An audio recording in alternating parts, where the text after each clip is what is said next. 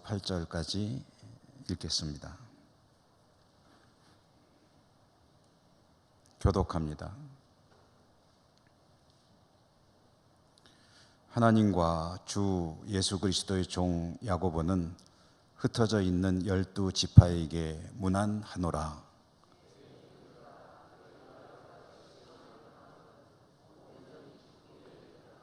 이는 너희 믿음의 시련이 인내를 만들어내는 줄 너희가 알미라.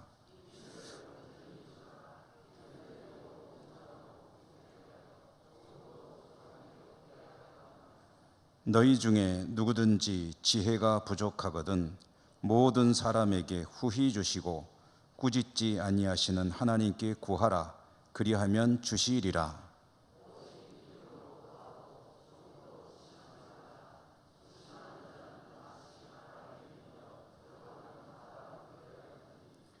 이런 사람은 무엇이든지 주께 얻기를 생각하지 말라.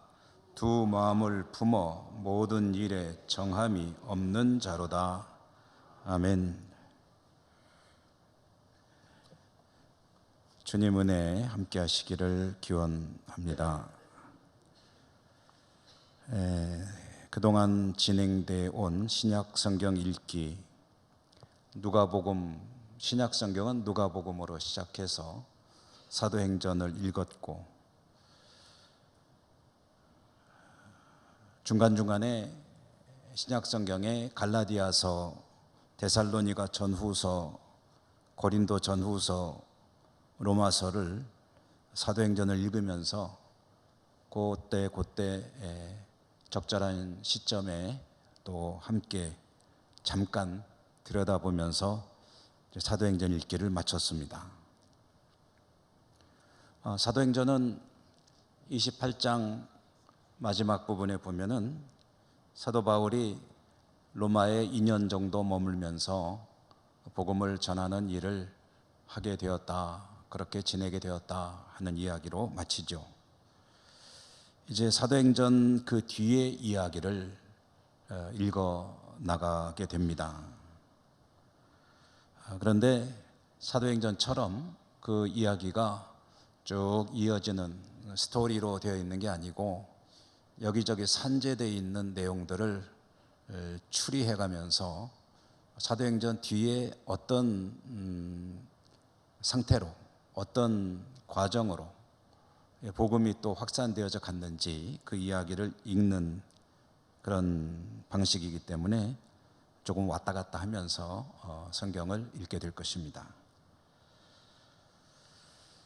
지난 수요일에 사도행전 마지막 대목을 읽을 때 말씀드렸지만 사도 바울은 황제의 재판을 기다리면서 로마에서 새 집을 얻어서 살게 되었다. 일종의 가택연금, 지하의 돌 감옥이 아니고 가택연금 상태로 한 2년 정도 지나게 되었고, 그 뒤로는 이제 풀려났습니다.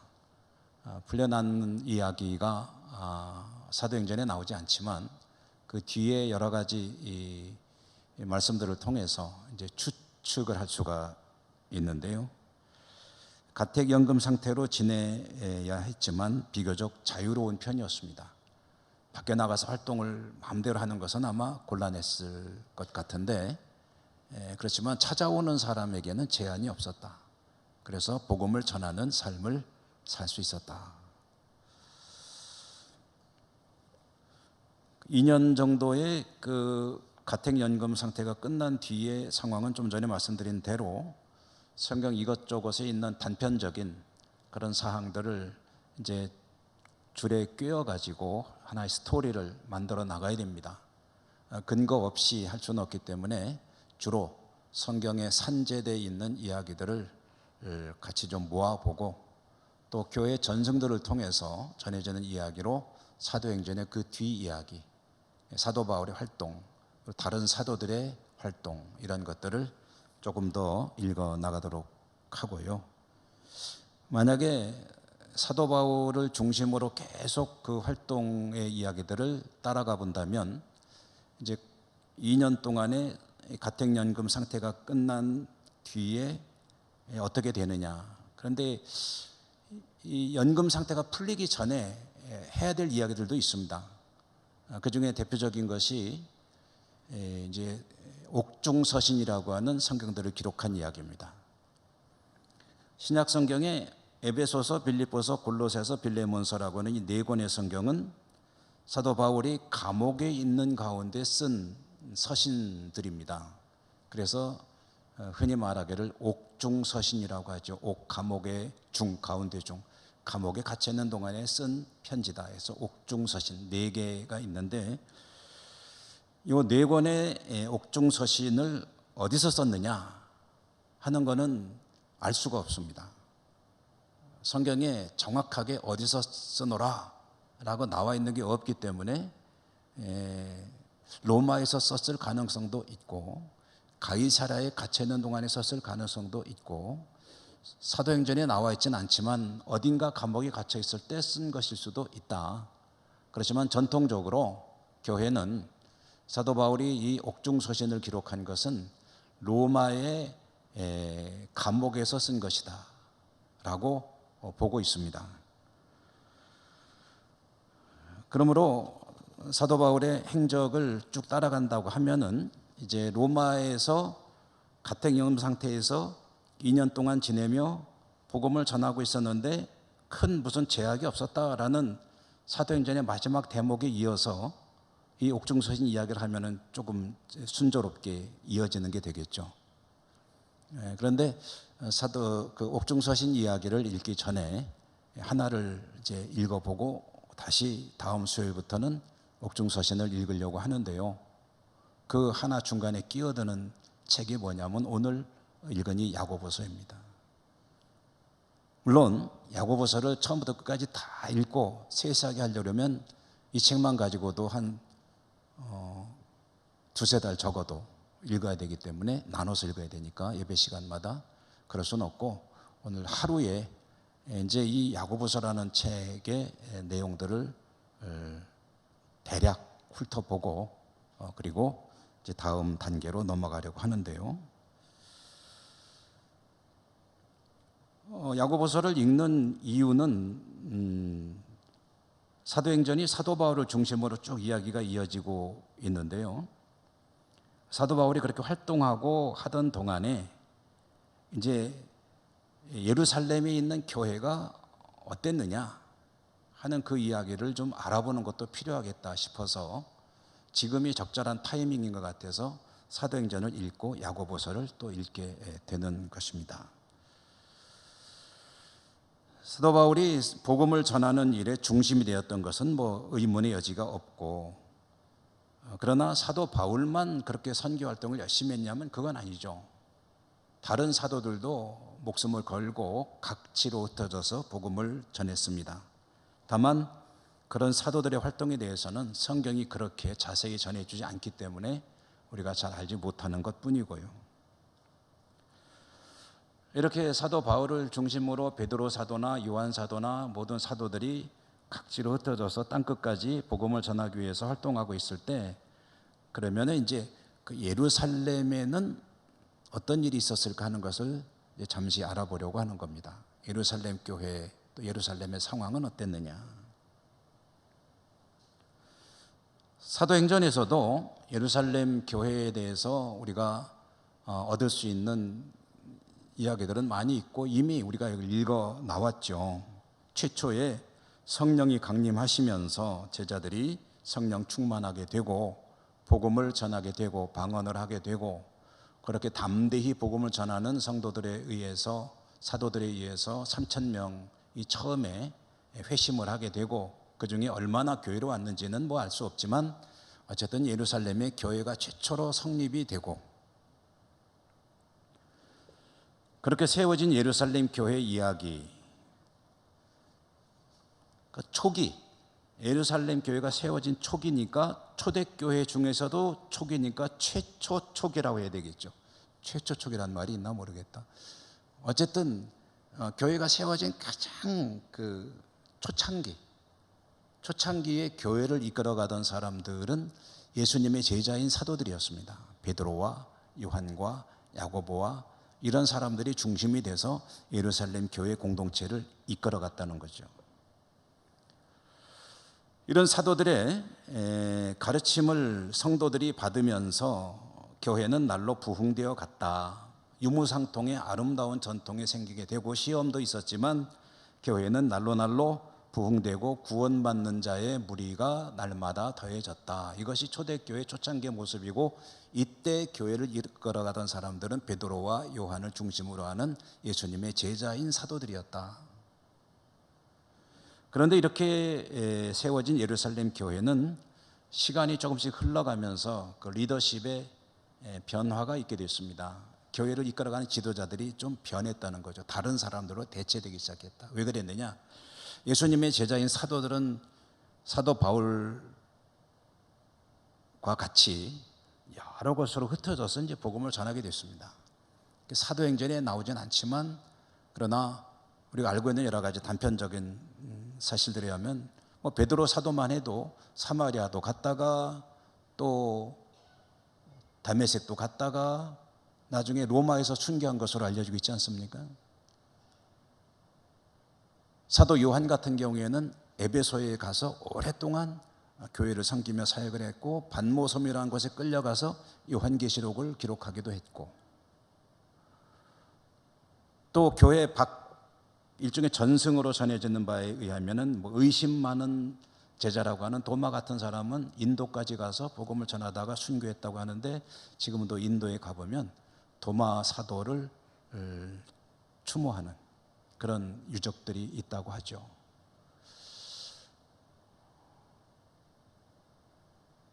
또 마가 같은 이들은 예수님의 직접 제자는 아니지만 보통 사도라고 부르는 사람인데, 이 아프리카 쪽에 가서 알렉산드리아 가보면은 성마가 기념교회라고는 교회도 있습니다. 제가 한번 알렉산드리아 갔을 때 성마가 교회를 방문을 했는데 보니까 참 가슴이 찌르르 하는 명패가 하나 있더라고요. 그게 뭐냐면은 그 교회 역대 교역자들의 명단이 동패에 새겨가지고 벽에다가 이제 붙여놓은 거예요. 동판으로. 근데 일대 목회자가 누구냐면은 성마가 이렇게 딱 돼 있더라고요. 그러니까 마가라는 분이 마가복음을 기록한 그 마가가 알렉산드리아 가서 그 마가 성마가 기념교회인데 그 교회가 아주 큽니다. 예배당이 큰 그런 교회를 세웠다. 이렇게 사도들 대부분이 사방으로 흩어지게 되고, 스데반 집사의 순교로 상징되는 그 박해가 있었을 때에 사도들은 남고 성도들은 흩어졌다고 하는데, 그 뒤로는 사도들도 좀 많이 흩어진 것으로 이제 추측이 되는 거죠. 그러면서 예루살렘 교회 지도층의 변화가 오게 됐다. 아주 초창기에 베드로나 요한 사도와 같은 사람들이 이끌던 그러나 그들이 떠난 뒤에 그 자리를 채운 사람이 누구냐면은 야고보 사도다. 성경에 야고보라는 사람 이름으로 우리가 잘 알고 있는 사람은 많이 있습니다만, 그 중에 두 사람이 아주 우리 기억 속에 남아 있죠. 야고보 하면 떠오르는 두 사람. 하나는 누굽니까? 하나는 예수님의 제자 세베대의 아들 요한의 형제인 야고보, 가장 먼저 순교한 사람, 제자들 중에서. 그 다음에 또 한 사람이 야고보가 누구냐면 예수님의 핏줄, 그러니까 어머니 마리아에게서 태어난 동생이죠. 동생이 야고보입니다. 근데 이 야고보서를 기록한 예루살렘 교회의 지도자 야고보는 이 예수님의 동생 야고보입니다. 세베대의 아들 요한의 형제인 야고보는 헤롯에 의해서 좀 일찍, 그러니까 제자 중에서 가장 먼저 이제 처형당함으로 순교했고, 이 야고보가 이제 예루살렘 교회를 이끌어간 지도자인데요. 이 사람이 예루살렘 교회 지도자였다는 것을 단적으로 보여주는 사건이 사도행전 15장에 나옵니다. 사도행전 15장에 보면 사도 바울이 열심히 선교를 하고 다니고 이방인들이 복음으로 이제 회심해서 돌아와서 각 지의 교회들이 세워지면서 복음이 확산되는 건 참 좋은데, 이제 그게 이제 율법을 중요시하는 사람들에게 이제 말하자면 문제가 돼가지고 예수님만 믿는 거 가지고 안 되고 그들이 할례를 받아야 된다. 이건 뭐 아주 여러분 귀에 못이 박히게 들으셨죠. 사도행전 쭉 읽으면서 할례를 받고 율법을 지켜야 된다라고 주장하는 사람들이 있어가지고 그게 이제 문제가 되는 거예요. 사도 바울 같은 이들은 열심히 다니면서 예수 그리스도의 십자가의 복음을 전하고 부활의 소망을 전하고 그래서 구원받도록 가르쳐 놓으면은 엉뚱한 사람들이 가가지고 그것만 갖고 안 되고 할례 받아야 된다, 율법 지켜야 된다, 그래야 구원받는다라고 말하니까 기가 막힌 거죠. 이게 보통 방해가 아닙니다. 그 안디옥 교회에서도 그게 문제가 돼가지고 예루살렘 교회, 그래도 권위가 인정되는 예루살렘 교회에다가 질의를 했습니다. 요즘에 총회로 질의를 하듯이 질의를 해가지고 이 문제에 대해서 좀 정확하게 뭔가 좀 답을 좀 주십시오. 예수님 믿는 것 같고 모자라서 할례를 받고 율법을 지켜야 된다고 주장하는 사람들이 있는데 그렇게 해야 되는 겁니까? 아니면 어떻게 되는 겁니까? 근데 또 공교롭게 사도 바울과 바나바가 그 문제에 대한 일종의 대표격으로 안디옥 교회를 떠나서 예루살렘으로 가게 되고 이 문제를 가지고 예루살렘에서 사도회의가 열렸을 때 그 사도회의를 주재하던 사람이 누구냐면은 이 야고보입니다. 그러니까 그게 무슨 소리냐면 이때 여러분 뭐 만약에 가톨릭 같은 제도로 본다면 이제 말하자면은 대주교격인 것이고 우리 교회 개신교 교회를 가지고 얘기한다면 우리 대한예수장로회 통합교단의 총회장 뭐 이런 격이라고 보면 되겠죠. 그 야고보 사도가 그 당시에 이제 그 문제에 대해서 결정을 하기를 율법을 강요하지 말자라고 하면서 이제 이방인 선교에 대한 그 길을 터놓는 이야기 우리가 읽어왔죠. 자, 이렇게 예루살렘 교회는 이제 사도 야고보를 중심으로 이제 교회가 말하자면은 세워졌고 또 사명을 감당해 오고 있었는데, 근데 예루살렘 교회가 굉장히 어려움을 겪게 됩니다. 여러 가지 어려움을 겪습니다만 그 중에 하나가 이제 그 당시에 이제 대기근, 요즘으로 치면은 경제 대불황, 경제가 너무 힘든 그 당시에는 이제 농경 목축 사회니까 이제 비가 안 오고 막 그러면서 대기근이 들어가지고 아주 사람들의 삶이 피폐해지고 그럴 때 이방 교회들이 이제 돈을 걷어가지고 기금을 모아서 연보한 거죠. 그 돈을 가지고 예루살렘 교회 형제들에게 전해줍시다라고 했을 때 사도 바울이 그 돈을 들고 가잖아요. 이쪽 헬라 지역에서 선교하다가 사실은 로마로 가야 되는데 로마를 안 가고 예루살렘으로 갔다는 얘기도 계속 여러분에게 드렸기 때문에 기억나실 겁니다. 예루살렘에 간 이유는 뭐라 그랬죠?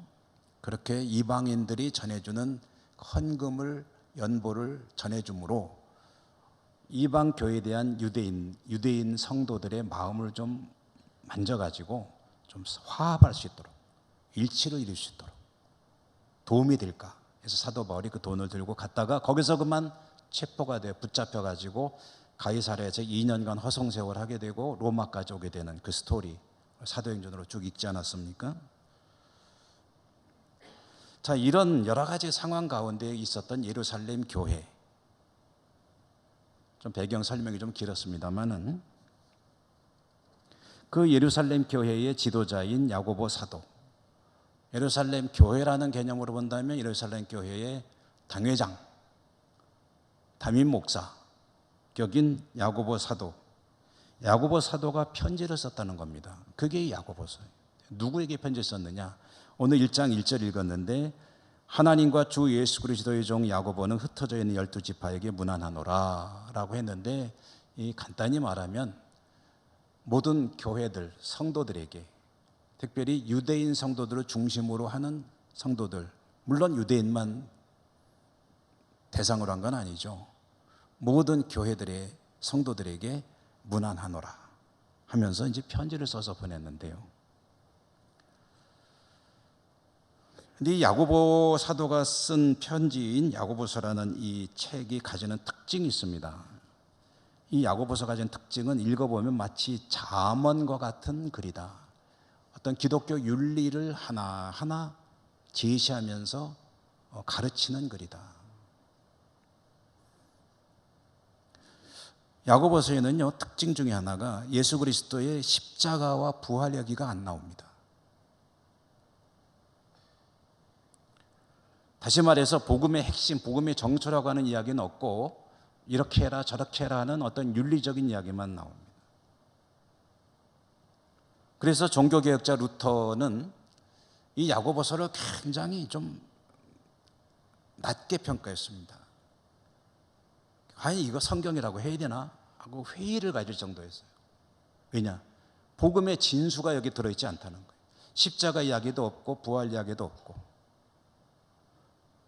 그래서 부르기를 뭐라고 했냐면 지푸라기 서신이다. 지푸라기, 쓰레기다. 좀 심하게 표현하면. 성경에 참 들어있으니 아니라고 말은 못하겠지만 이거는 참 성경에 포함시켜야 되나, 나 개인적으로는 회의가 든다. 이렇게 표현했던 책이 야고보서입니다. 왜 그렇다고요? 예수 그리스도의 십자가와 부활의 복음 이야기가 하나도 안 나온다. 그리고 맨 이래라 저래라, 이래야 된다 저래야 된다는 일종의 교훈들만 마치 잠언의 모음처럼 돼 있는 그런 글이기 때문에 이거는 성경이라고 하기도 좀 그렇다라고 평가를 했던 책입니다. 자, 그러면 실제로 야고보서라는 책이 그렇게 저평가 받아야 될 책이냐, 이 책은 영감이나 또는 성경의 한 부분을 차지하는 책으로서 정말 가치가 없는 책이냐,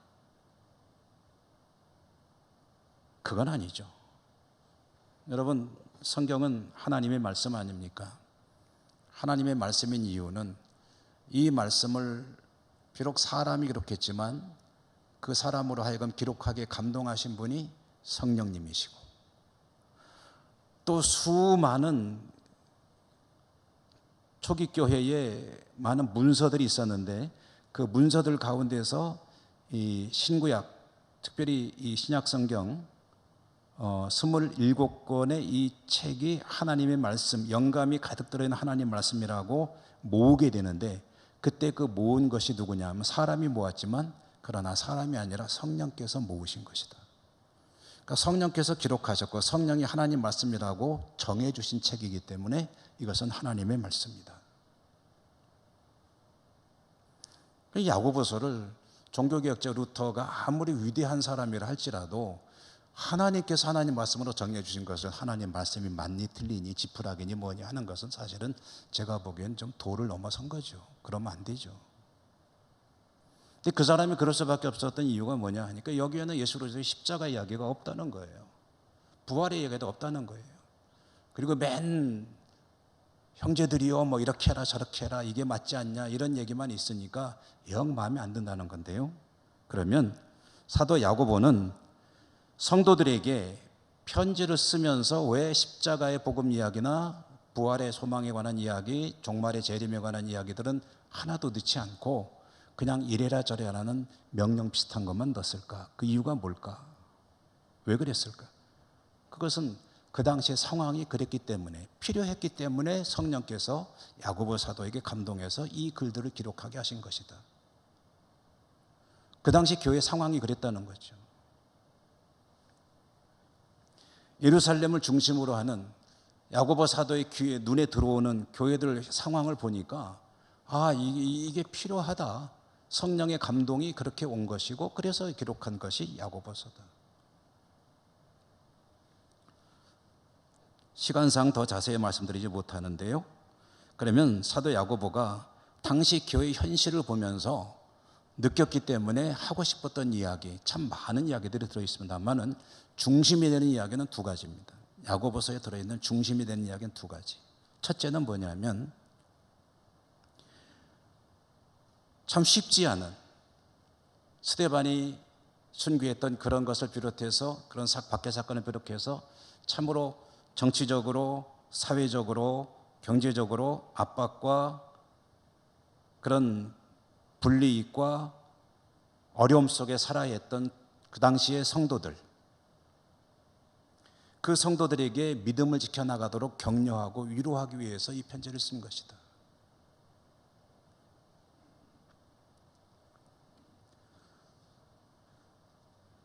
오늘 우리가 읽은 말씀 중에 한번 몇 구절을 다시 보면서 말씀을 계속 하겠는데요. 2절과 3절과 4절을 한번 보도록 하십시다. 2절과 3절, 4절. 제가 읽어볼 테니까 여러분은 피곤하시니까 눈으로만 이렇게 보시기 바랍니다. 스크린에 나오니까. 내 형제들아, 너희가 여러 가지 시험을 당하거든 온전히 기쁘게 여기라. 이는 너희 믿음의 시련이 인내를 만들어내는 줄 너희가 알미라. 인내를 온전히 이루라. 이는 너희로 온전하고 구비하여 조금도 부족함이 없게 하려 함이라. 아멘. 자, 여러분, 이 얘기가 읽으니까 어떤 느낌이 드세요? 지금 이 편지를 읽는 성도들의 상황이 어떻다 하는 것을 얼른 알 수 있죠. 너희가 여러 가지 시험을 당하거든 했으니까 여러 가지 시험에 지금 밀려오고 있는 겁니다.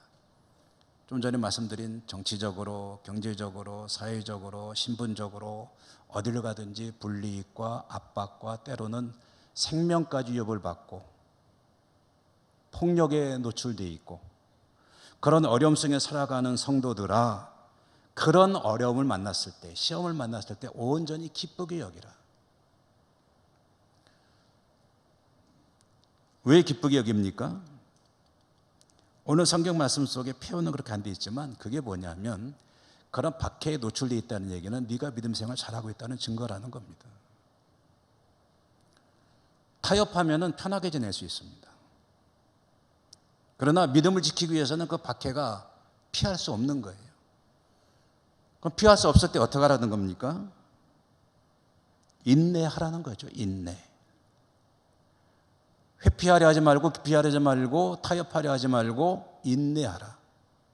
그리고 인내하면은 그것이 온전히 너의 구원을 이루는 일이기 때문에 어려움 당하는 것은 내가 믿음 생활을 똑바로 하고 있다는 증거이니 기쁘게 여기고, 그러나 현실적으로 많이 힘드니까 그럴 때 어떻게 할 것이냐? 인내하라. 그 인내를 통해서 너희의 구원이 완성되는 것이다.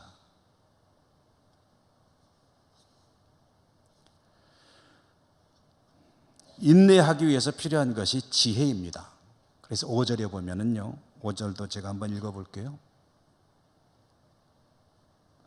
너희 중에 누구든지 지혜가 부족하거든 모든 사람에게 후히 주시고 꾸짖지 아니하시는 하나님께 구하라. 그리하면 주시리라.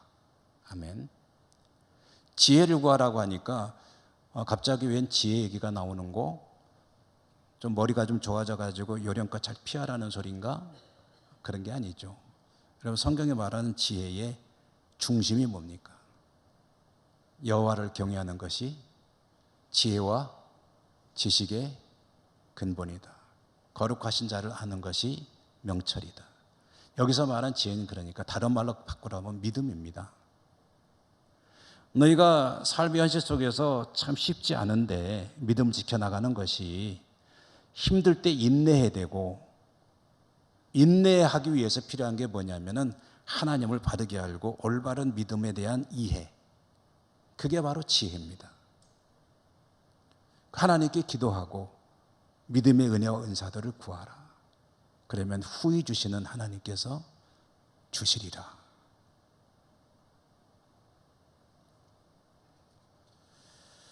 현실적인 문제도 사실은 같이 이야기를 합니다. 야고보서 하면은 여러분 생각나는 구절 중에 하나가 5장에 나오는 치유에 관한 기도 아닙니까? 5장 14절 16절 보면 이렇게 돼 있죠. 제가 또 읽어볼게요. 너희 중에 병든 자가 있느냐? 그는 교회의 장로들을 청할 것이요 그들은 주의 이름으로 기름을 바르며 그를 위하여 기도할지니라. 믿음의 기도는 병든 자를 구원하리니 주께서 그를 일으키시리라. 혹시 죄를 범하였을지라도 사하심을 받으리라. 그러므로 너희 죄를 서로 고백하며 병이 낫기를 위하여 서로 기도하라. 의인의 간구는 역사하는 힘이 큼이니라. 아멘. 아프냐? 기도하라. 하나님께 기도하라. 서로 기도하라. 질병의 문제로 현실적으로 아파하고 있느냐? 하나님께 기도하라. 여러분, 만약에 그 당시에 믿음으로 살아가는 사람들에게 의료 혜택이 충분히 주어진다고 한다면 이거는 조금 다른 차원의 이야기였을 거예요.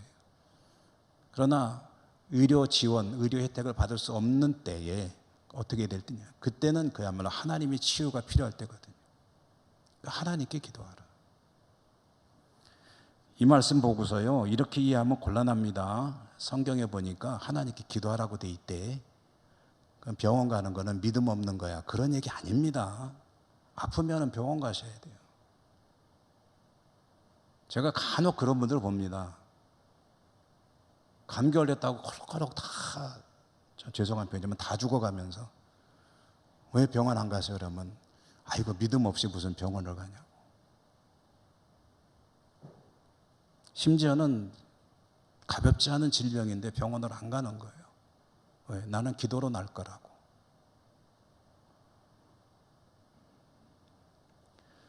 그런 거 아닙니다.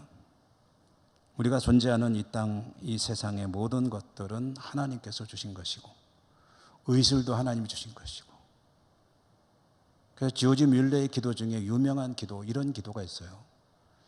조지 뮬러가 하나님께 어떻게 기도하냐면 아픈 사람을 위해서 기도할 때 이렇게 기도하는 거예요. 하나님, 이 사람을 치료하는 의사에게 지혜를 주셔서 잘 치료하게 해주십시오.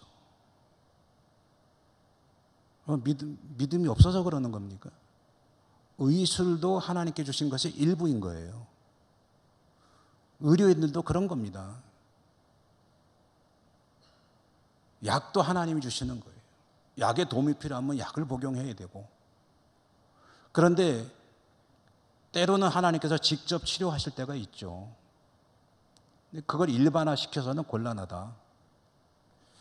자, 더 얘기하기는 좀 시간이 안 되므로, 자, 위로와 격려하기 위해서 한 가지 목적으로 야고보 사도가 이 성경을 기록했고요. 또 한 가지는 뭐냐면은 행함에 대한 이야기입니다. 행함. 이 당시만 해도 사도 바울의 가르침이 많이 보편화되어 많이 확산이 되어 있을 때입니다. 그러니까 사도 바울이 주장한 것은 우리가 너무나도 잘 알고 있는 갈라디아서에도 나와 있고 로마서에도 나와 있고, 구원은 하나님의 은혜로 믿음으로 얻는 것이다. 근데 그게 영 마음에 안 드는 사람들이 누구냐면 이 유대인들입니다. 그 말이 영 마음에 안 드는 거예요. 그러므로 사도 바울과 이 야고보서의 내용이 서로 상충되는 것이다 이렇게 해석하는 이들이 있는데, 그건 절대 그런 건 아니에요. 야고보서, 이 사도 야고보는 뭐냐면 성도들을 보니까 사도 바울의 영향을 받아서 그랬는지 믿음을 가지는 것까지는 잘해. 믿는다고 잘하는데, 근데 보니까 저 사람이 믿는 사람인지 아닌지 도대체 알 수가 없어요. 살아가는 거 보면은 조금 더 변하는 게 없거든. 예배당에 예배드리려도 가다가 말다가, 좀 좋지 못한 성격도 하나도 고치려고 노력도 안 하고, 뭐 변하는 게 없는 거예요. 예수를 믿기 때문에 변하는 게 좀 있어야 되는데, 그러므로 그 당시 교인들에게 이야기하는 거예요. 행함이 없는 믿음은 죽은 믿음이다. 2장 17절, 2장 10절 한번 제가 읽어볼게요. 이와 같이 행함이 없는 믿음은 그 자체가 죽은 것이니라. 또 2장 26절에 보면 영혼 없는 몸이 죽은 것 같이 행함이 없는 믿음은 죽은 것이니라. 아멘. 마태복음은 조금 이따가 읽겠습니다. 그러니까 그 당시 교회 성도들이요, 하나님을 믿는다고 하면서 초대교회 초창기에 참 잘 되어가던 믿음의 모습들이 세월이 조금씩 지나가면서 이제 나태해지고 주님 오신다더니 안 오고 그러면서 사람들의 모습이 야고보 사도가 볼 때에 과연 믿는 사람이라고 할 수가 있느냐, 믿음이 있느냐 없느냐, 이것은 결국은 그 사람이 살아가는 삶으로 드러나게 되는 것이다. 그걸 강조하는 거죠. 주님께서도 복음서에서 믿음과 행함, 겉으로 드러나는 모습이 일치되어야 된다는 것을 극단적으로 강조한 말씀이 여러 군데 있지만 그 중에 7장 21절은 아주 유명하죠. 한번 읽어보겠습니다. 7장 21절 읽습니다. 나더러 주여 주여 하는 자마다 다 천국에 들어갈 것이 아니요 다만 하늘에 계신 내 아버지의 뜻대로 행하는 자라야 들어가리라. 아멘. 여러분, 그 사람이 살아가는 모습을 통해서 그 사람이 믿음의 사람이냐 아니냐를 알 수 있는 거지, 입으로 고백하는 거 가지고 믿음의 사람이라고 하는 것은 절반밖에 안 되는 거죠. 그 당시 야고보 사도가 굉장히 고민했던 문제인 것으로 보입니다. 왜 이렇게 믿는다는 사람들이 저러지? 오늘 예루살렘 교회 야고보 사도 이야기 참 짧은 시간 하다 보니까 그야말로 이제 냄새만 맡고 지나가는데, 여러분, 이렇게 교회 복음은 확산되고 있으면서 또 한편으로는 복음의 본거지라고 할 수 있는 예루살렘에 이런 문제들도 노출되고 있었다. 언제 어디서나 우리의 믿음은 우리의 믿음의 고백, 마음의 고백과 함께 우리 삶의 증거로서 입증되어지는 복된 삶이 되어야 합니다. 그 은혜가 있으시기를 주님 이름으로 축복합니다. 은혜로우신 하나님 감사합니다. 오늘도 저희들에게 말씀 주셨습니다. 믿음대로 행하고 믿음대로 하나님 앞에 영광 돌리는 저희 모두가 되게 해 주옵소서. 예수님 이름으로 감사하고 기도드립니다. 아멘.